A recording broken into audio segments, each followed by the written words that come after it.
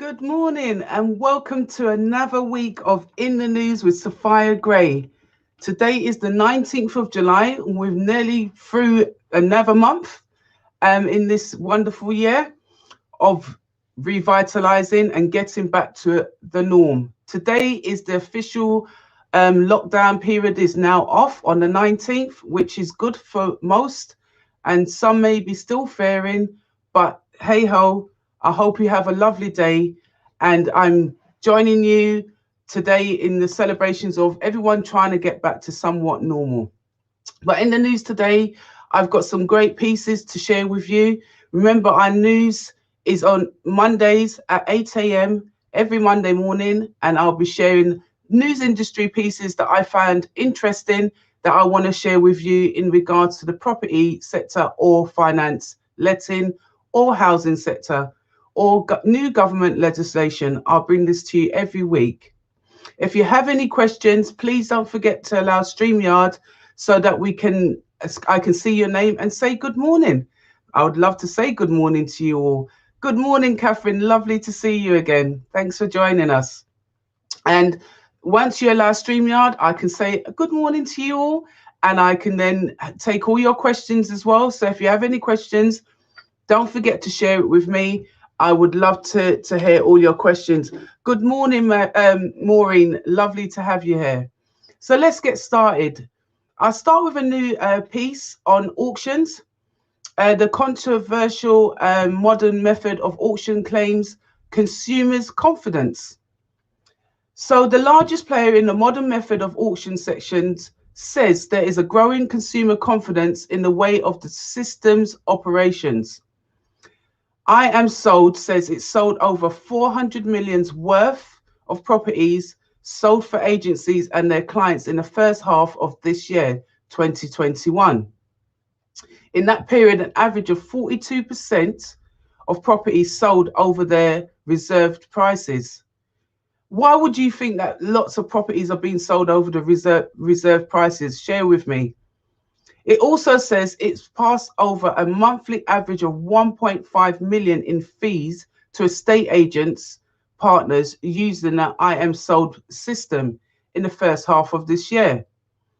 The MMA system has in the past been criticized for issues regarding the transparency of their fees and the scaling charges falling on buyers.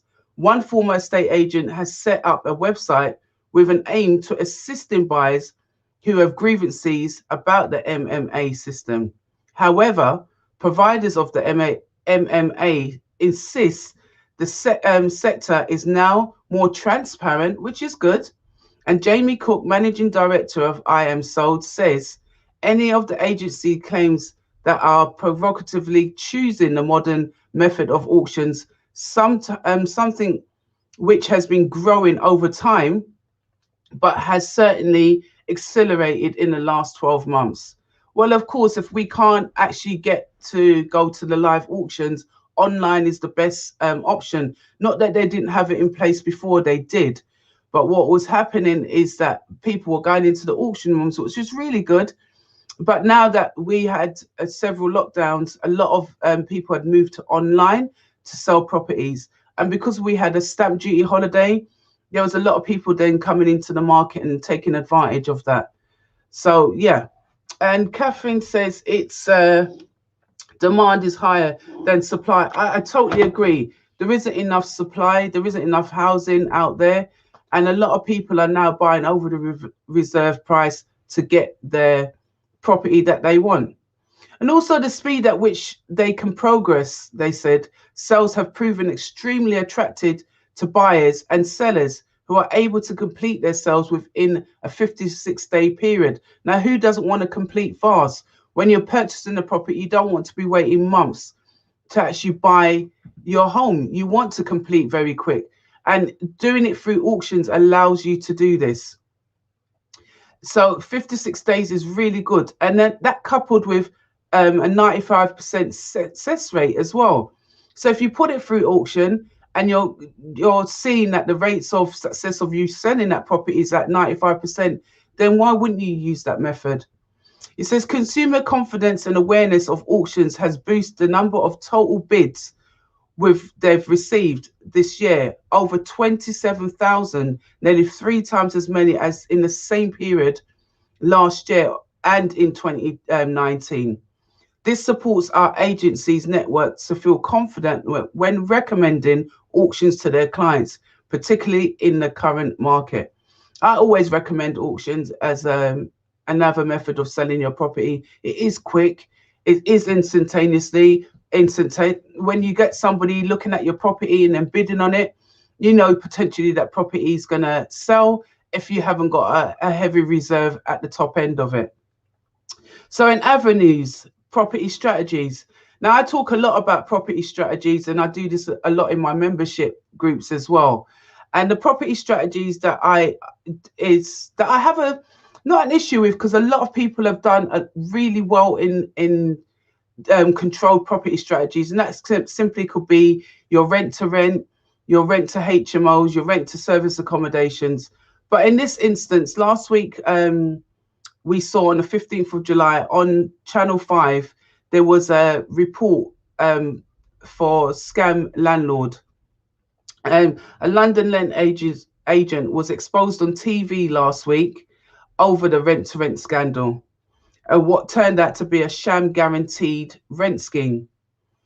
The landlord's owner of the 3-bedroom property in East London, they used a local agency to manage their property and signed up for guaranteed rent. Now, guaranteed rent, there's nothing wrong with that, because local authorities do guaranteed rents as well. What happened in this instance, they weren't receiving the money on the guaranteed rent. They would get sporadic money, rents being paid just to pacify them, which caused a problem. Obviously, if you're not getting your rent, then it's going to be causing a problem if you was told that it was supposed to be guaranteed. They said, Misha Patel says, I would call the agency to follow up on when the rent was, and suddenly he would transfer a nominal amount, sometimes £300, sometimes £100, when the rent was actually 1,800. So you can imagine that this was definitely red flags, that they weren't receiving all their rent. Now, if you intend to get into a rent-to-rent scenario to raise funds in order for you to buy your assets and hold your assets, then make sure that you're doing right by the landlord. Make sure that you don't go into this strategy ripping off your landlords. I mean, as I said, a lot of people have used the strategy and have done right by the landlords, and there's nothing wrong with it. But it's when situations like this arises that people then label it as a scam. And if it's done in the right way, it is not. But when it's done in the wrong way like this, then it is definitely that. They're owing currently over £7,000 to the Patels, which I think is really disgusting, and it shouldn't have happened. You know, and these kind of things that expose the problems with guaranteed rent to rents, and it really, landlords really are sort of becoming reserved whether they want to go down this route. But proving yourself as a genuine person that you will definitely guarantee their rent is the way to go. It is a shame that a lot of people want to get into this industry and be scammers, as opposed to genuine landlords and helping, or genuine business people in the property space and helping other landlords to, you know, guarantee their rent.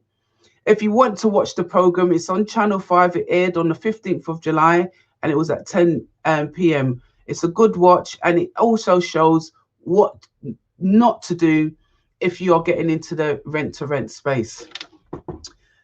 Hi, Destiny Accountants. Good morning. Good morning, everyone, for joining me. Just doing your weekly roundup. And we just was talking about rent-to-rent. What do you think of that as a property strategy?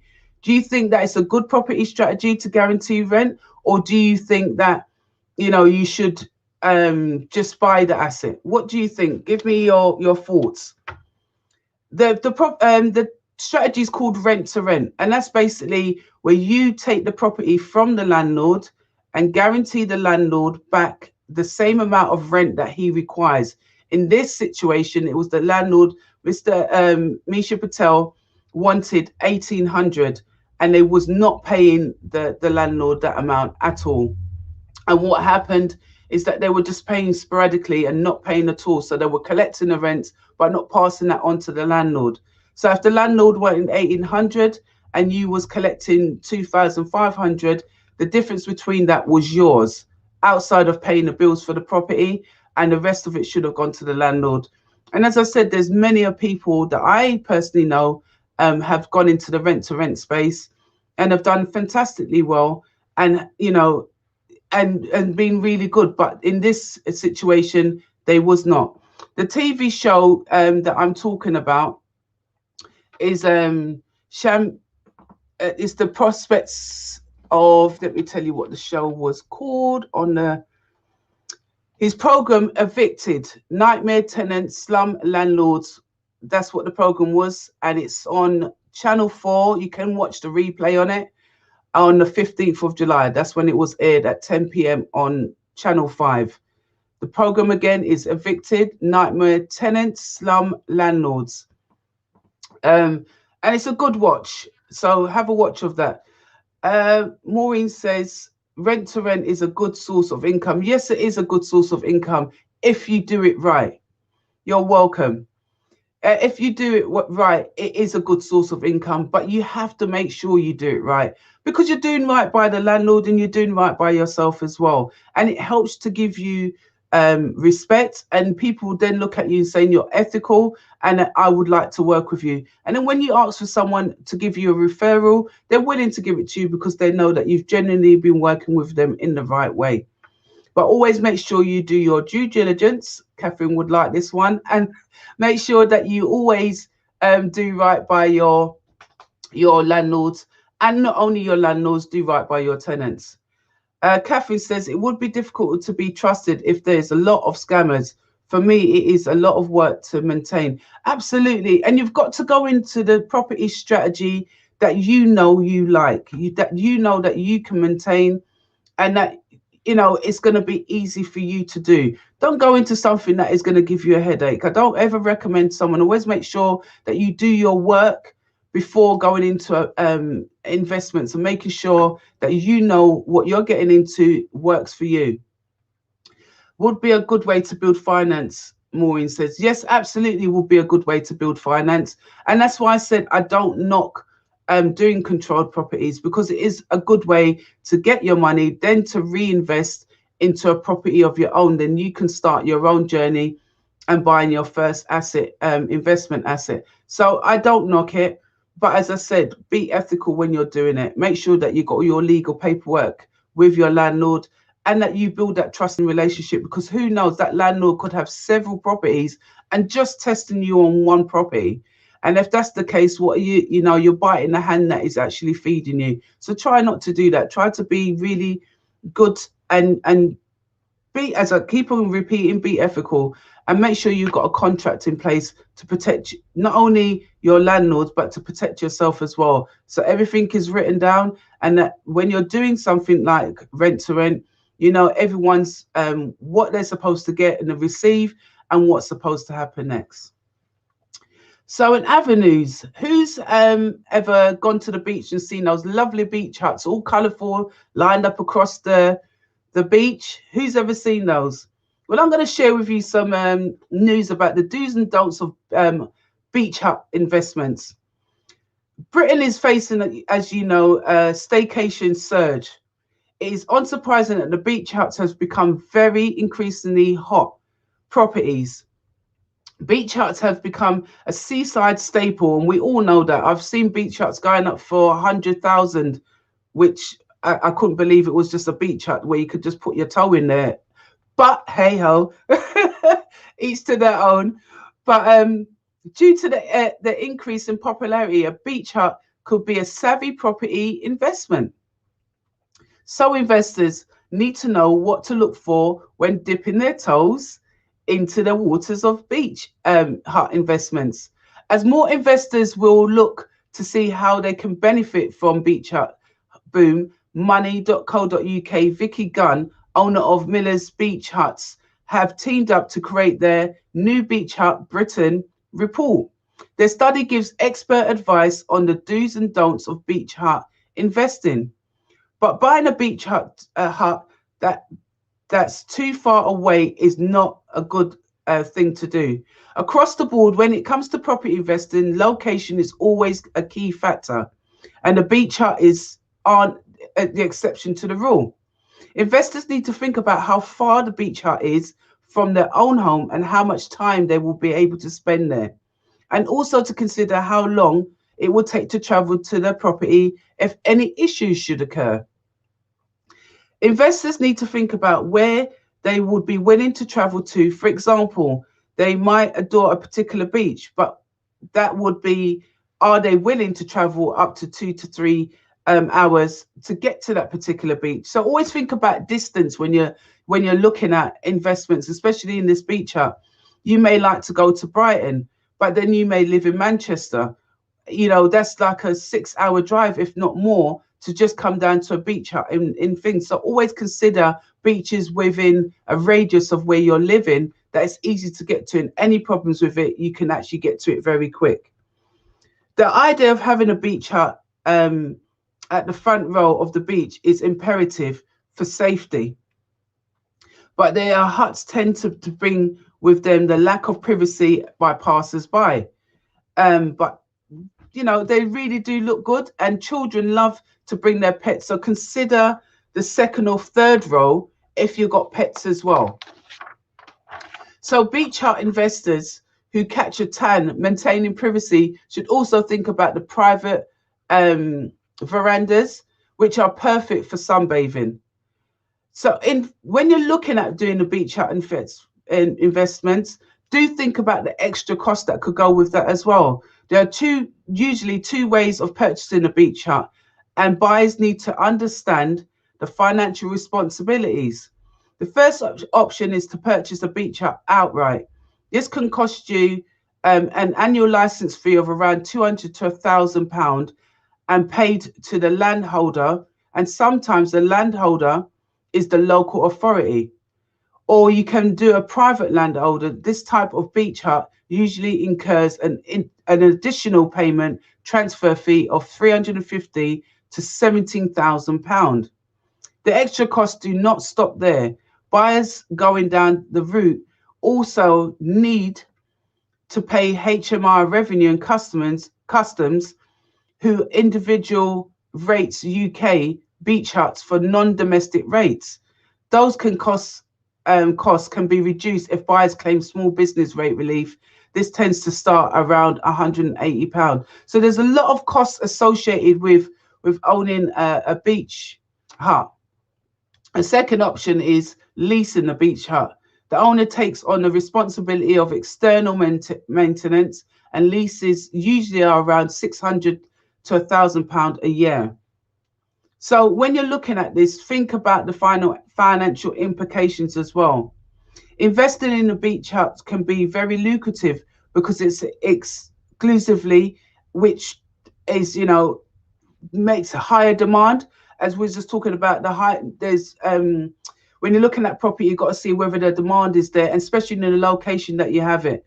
There's estimated fewer than 20,000 beach huts in the UK.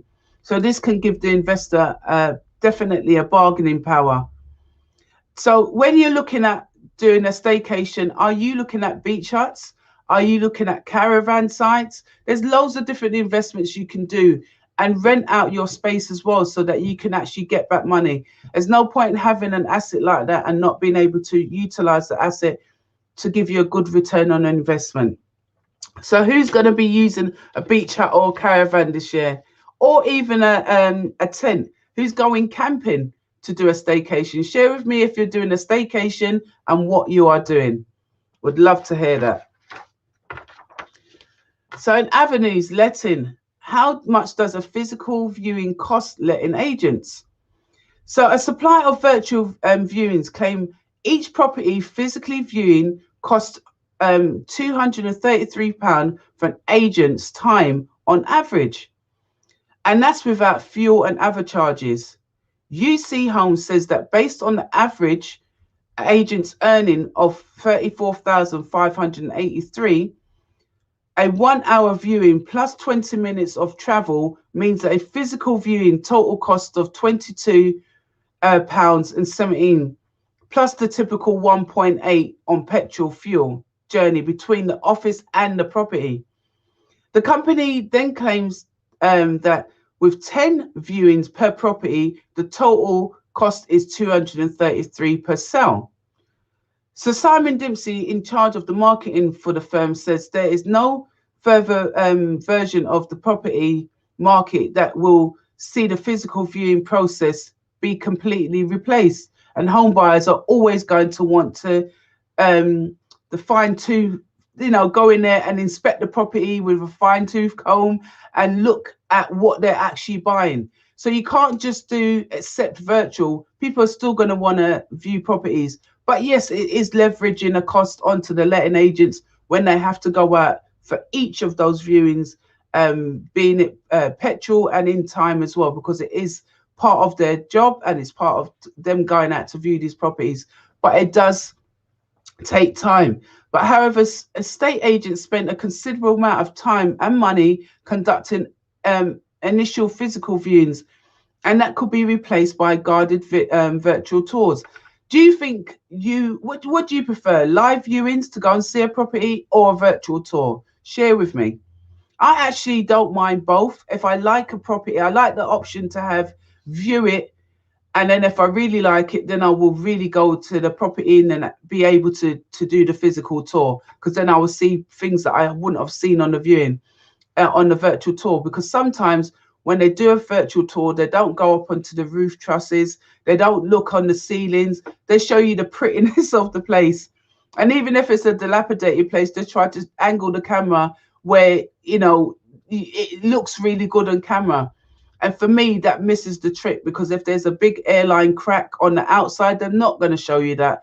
If there's some drain problems, they're not showing you that. If the roof is sloping, they're not showing you that. So, I mean, they're supposed to report it, but I prefer going to see a property. So if I like a property, yes, I would do the virtual tour.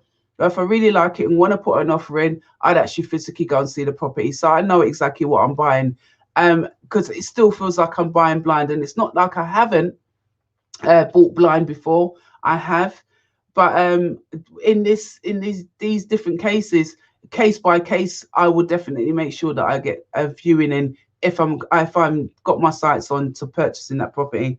Maureen says she likes live viewing. I absolutely agree with you. And then you could take a build around in the event that that there's going to be work on there. You both can walk the property and get a feel for the property, know what you can actually do with it. You could get a size view as well, because sometimes you look at the sizes when people put it on and do the plan out on the virtual tours, and you're thinking, well, what size is that actually translating when I see it? So if you're not, if you're a visual person, always take the live ones instead of the virtual ones.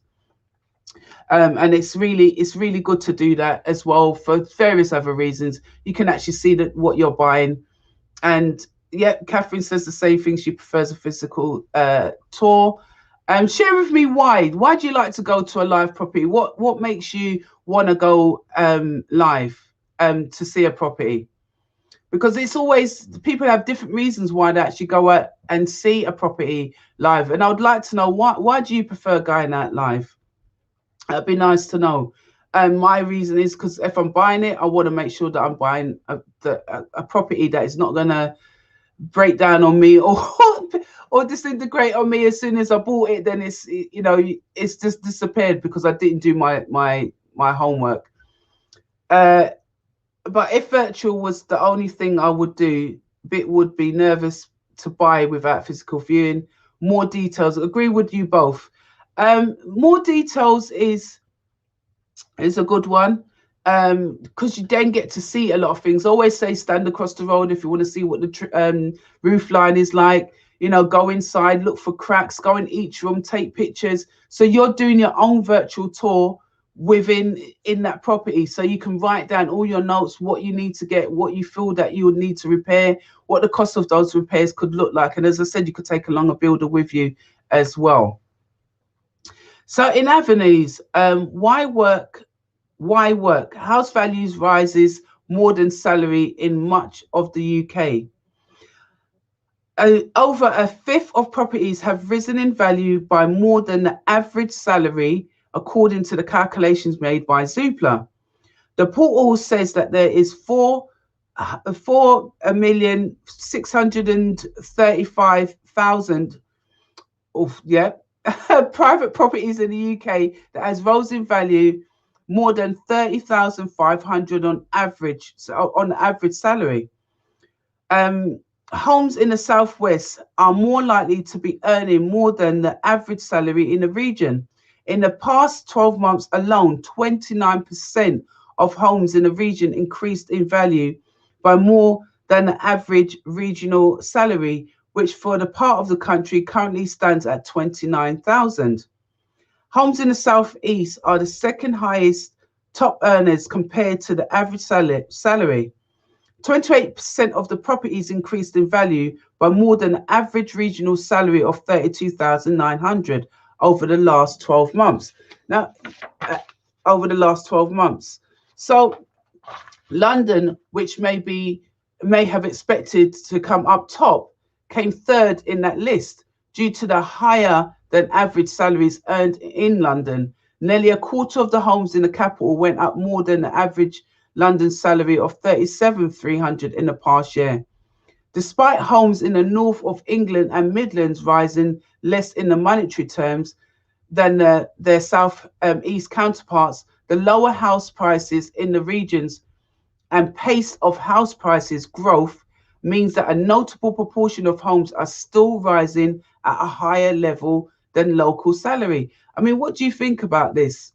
It says in Hastings, East Sussex, no fewer than 62% of homes increased in more than the average salary in the area of 25,800 in the past year.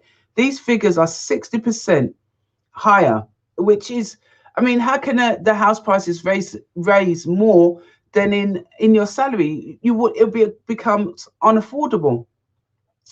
Another comment, I think it was on our last feature, was see complete picture, i.e. thoughts also get proper feel for the place, atmosphere. Agreed with that, Catherine, thanks for that. And get some vision of the property. Absolutely agree with all those comments. Good morning, Charmaine, lovely to have you here. Maureen says that location and surroundings. Charmaine says, I like to see what I'm getting and feel for the area. I told every comment that you're making, excellent. I totally agree with you. It is all about, I want to see, look and feel at what it actually looks like. What am I actually buying here? But what do you think about that house prices now are? Is it worth working? Because if you're working and you're trying to buy a house, your average salary is not even going to be covering the cost of it with the rise of the house value. What do you think about that? Do you have any opinions on that one? In avenues, this one is for you, ladies. Sorry, men.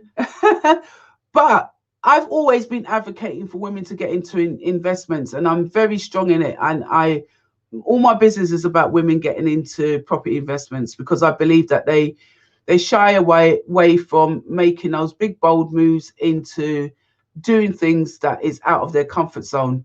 So that's why I love to teach women how to do investments, but how to do investments wisely and safely. And in this news, it was investors, women total 48% now of UK buy-to-let investors at last. Until recently, the world of the buy-to-let investing has traditionally been dominated by men. Current figures, however, reveal that women now make up 48% of the 2.6 million buy-to-let investors in the UK. Brilliant news. Investors in this sector purchase houses, place tenants in these properties and earn money from these homes over time.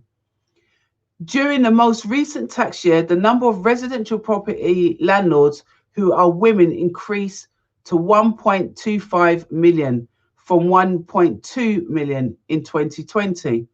Some drastic increase in a short period proves time are changing and is better and faster too. I've always said it, always advocating for it, and time is definitely changing women's opinions and getting into investments. They're really going for it now.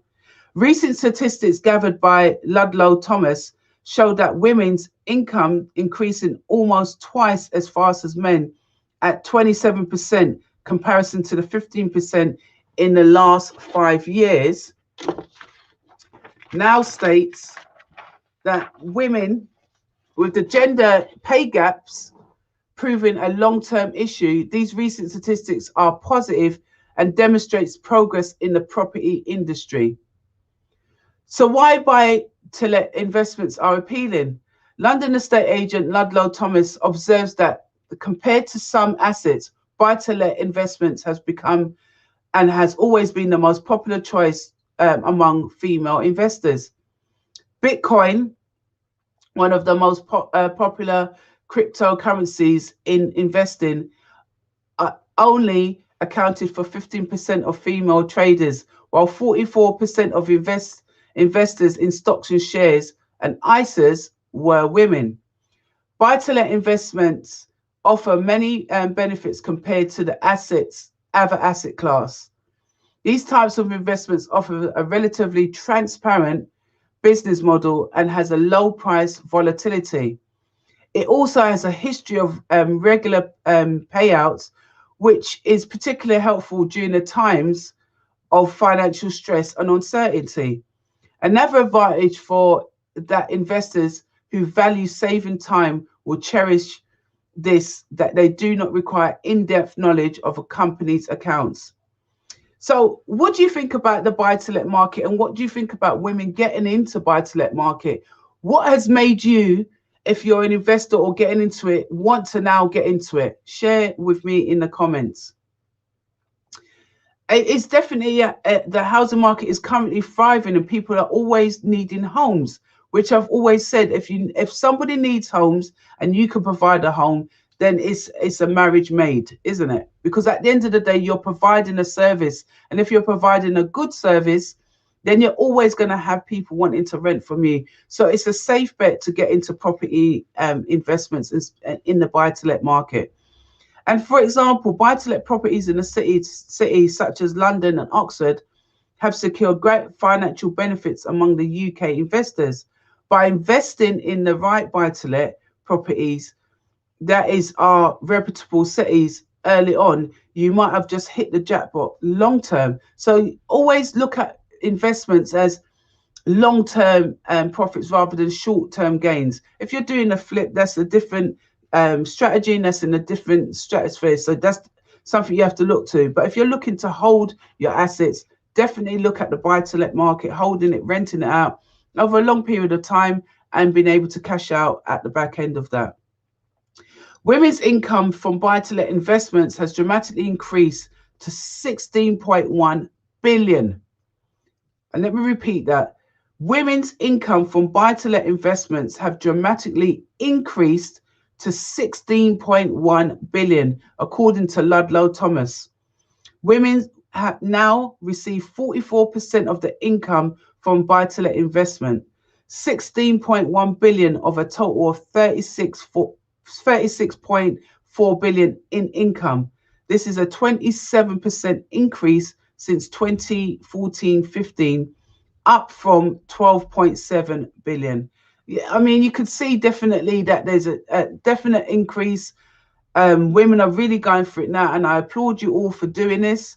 I love that the fact that you've taken the right course to get into investments, to boost up your income, to have longevity over your retirement. When you come to have your retirement, I want it to be a luxury one for you. Who doesn't want a luxury retirement? God, we've worked all our lives, so why not have something to bounce back and say, right, this is investment? And it's not to discourage men as well. I think men should also really look at how they're saving now, what they need to do, and how they can increase their pot as well. And I always say the thing that I like about investing in properties, it's a touchy-feely fee for me. With other assets like ISAs, stocks and shares, cryptocurrency, yes, I invest in those, but I can't physically touch the asset. With houses, I can physically look at that and say, I own that property, and I can physically touch it. That's my, my number one investment route that I've taken over the years and built up a nice portfolio by doing that. because I want to retire and feel that typically that freedom to say I can retire without feeling that I'm going to choose between whether I'm paying my bills or or I'm going to eat today. I want the choice to say I can do all, and I can sit back and relax because I invested wisely in property when I had the opportunity to do it. Stephen Ludlow adds, with the gender gap in the buy-to-let ownership narrowing year on year, it might not be long before it's a 50-50 gender split amongst the buy-to-let investors. This is a significant step considering the much wider ownership gap in other asset classes such as equity and cryptocurrency. Buy-to-let property is popular across investors in all different risk appetites. It is a sensible way to diversify any investment portfolio, and you're competing against a fewer professional investors than in the stock investment markets. So, ladies, what do you think about investing in property? Why do you get into it? Why would you want to get into it? Do you think there's a massive benefit to you to get into property? Anybody that has recently bought any property, what did you think about your first purchase in the buy-to-let realm? Was it nerve-wracking? Because we also share how to help women get into this space, but by going through a process to get you to really understand, because people go out and just think, I'm going to buy a property. I've seen it really cheap. I'm going to just go out there and I'm going to buy this property. What we try to teach you is that it's not just as simple as that, but it's not as hard as it also seems. And once you do your work behind it, you'll start to see that, yes, I know my space. I know what strategy I want to do. I know how much it's going to cost me. I've worked with my solicitors, my brokers, and I'm getting out there and I'm understanding the whole process of purchasing an investment property. And that's what you need to get, is your education on how to buy wisely and safely.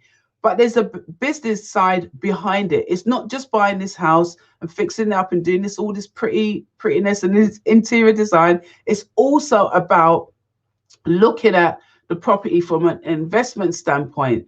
Is it going to give you a return on your investment? Because there's no point in buying a property if it's not going to give you that return, short term or long term. If you haven't worked out your net, your gross and then your net ROI, it won't work out. So that's the mechanics behind it, which we teach in order for you to know why you're buying this property, what's the returns going to be, what's your rental yields going to be, what's the upfront costs going to be. Because when people go to buy properties, they just think, oh, I'm just going to pay my solicitor's fees. I might have stamp duty fees and valuation fees. There's other associated costs that go with that. And like how we've just come out this stamp duty holiday, there's also stamp duty. There could be broker fees that go behind that, search fees, fees that when you buy the property, there's so many different things that sit behind that.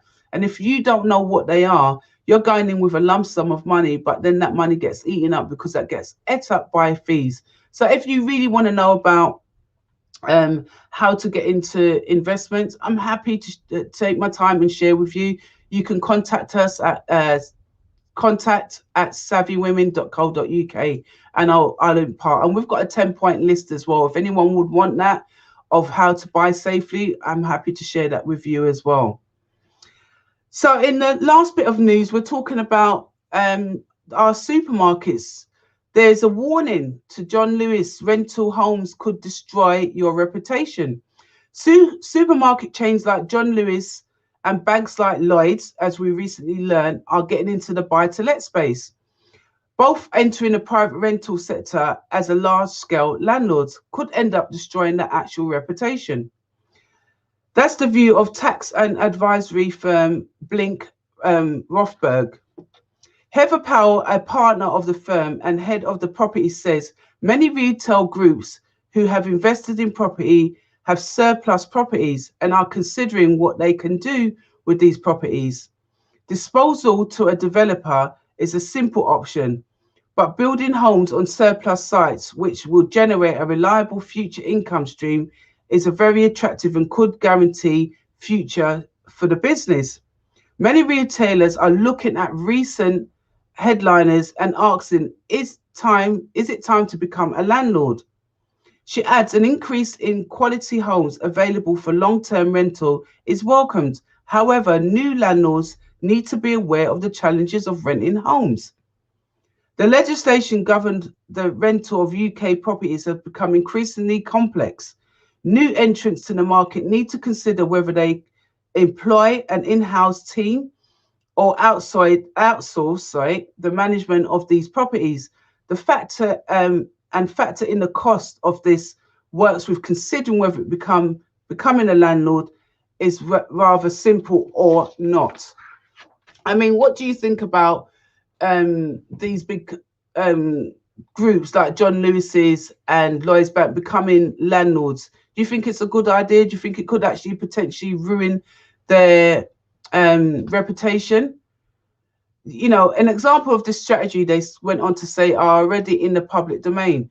John Lewis are planning to build 10,000 rental homes in partnership with established developers on sites vacated where their stores were, car parks of above Waitrose supermarkets. Lloyds Bank are reporting to be about to complete on the purchase of a block of 50 flats in Peterborough, and they will rent out. And it's expected that their portfolio could eventually include homes on vacated branch sites as well that have closed. I mean, I think it's a good idea. If you can utilize the space that you have, well, why not? It's not about who they are. And I think they would have enough money to cover themselves in the event of anything going wrong. And I believe they must have a team behind them advising them wisely how to do this anyway. So I think it's a good idea that these big companies are getting in to try and put a bridge in the shortage of the housing market as well.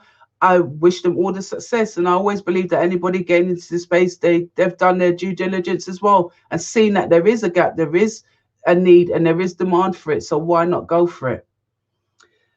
Charmaine said by investing in property, she's looking for financial freedom. I think that is the key thing here that we all look for and have always been looking for, this financial freedom. We all want to feel that, you know, we can relax at the back end of it. We can retire with our husbands, wives, whoever. We can just, you know, do what we want to do. So yeah, it's financial freedom, but it's freedom from the constraints of a job as well, and having to work over our retirement age. So when you do invest in anything, always look to enjoy that investment as well. So don't go up to the ripe old age of what they deem as retirement. Try and retire or you know, relax before then. Don't even call it retirement. Say that I'm on an extended vacation, you know. So once you get into that, and once you understand that, and building up your portfolio to work towards that, you know, it will reap its rewards in the long term. Charmaine says, being part of the women group, Savvy Women group, has been very helpful. Thank you very much for that. The teaching on the business side has been really valuable. I really appreciate you saying that, because when you're looking at building a business, there is the practical and the theory. And I try to bring the two together. I want people to understand that you have to start at base. And I always talk about base, and then you're creating a foundation, then you're building upon that foundation. And that's your business. You've got to look. I mean, you buy a car, and you drive this car on a daily basis, but then underneath that car bonnet, do you ever look under it as a woman, as a man, and say, oh, I understand everything in this car? Well, none of us do. We could, even a mechanic sometimes gets stumped by his own work, so needs a specialist to come in and see something else. But that's the whole understanding of investments. You've got to see underneath the bonnet. You've got to see what you're doing, what you're getting into, what is the financial risk, because everything that you're going to invest in can potentially have a financial risk. But it's by mitigating that risk, by educating yourself and understanding what you're getting into, and looking at your numbers and knowing exactly what you need to do in order to build out your portfolio. That's the key. And that's by looking under the bonnet and saying, right, what is it that I need to do? What are the pieces that makes this work smoothly? And I'm not saying that there isn't going to be little hiccups, but you, again, with the education, you can either see it coming and know how to pivot and mitigate that section out, or you know who to go to help you do that. And that's about getting educated as well and having a team around you of experts that can help you, that you may need advice on accounting. Do I buy property in my company's name? What solicitors do I use? What type of broker do I use? Do I go to this whole of market broker? Do I use my local high street banks? All of these questions could arise. And if you don't get them answered and you just rush out, you could have lost money, or you could have made more money by doing the right thing. So do you have any questions for me before we sign off on this lovely day? It's a lovely day today, and I want everybody to go out and really have a good sunshine day and a good sunshine week. I love bringing you in the news, and I'll bring topical conversations each week. That's from the finance, government legislation, housing, letting, estate agents news, whatever I find that I think you would resonate with the audience, I love to share it. If you have any news pieces that you'd like me to investigate, if you've got anything you would like me to share or even ask questions on, I'm happy to do that each week. If you send your questions in to contact@savvywomen.co.uk, I will sure to be answering your questions on our next news. So I will see you all next week, Monday at 8 a.m. I look forward to sharing more in the news. Thank you so much for those who have joined in today. I really appreciate you taking out the time to listen and even share comments. It's always enjoyable to read your feedback. It's always enjoyable to have you present with me. I love doing this.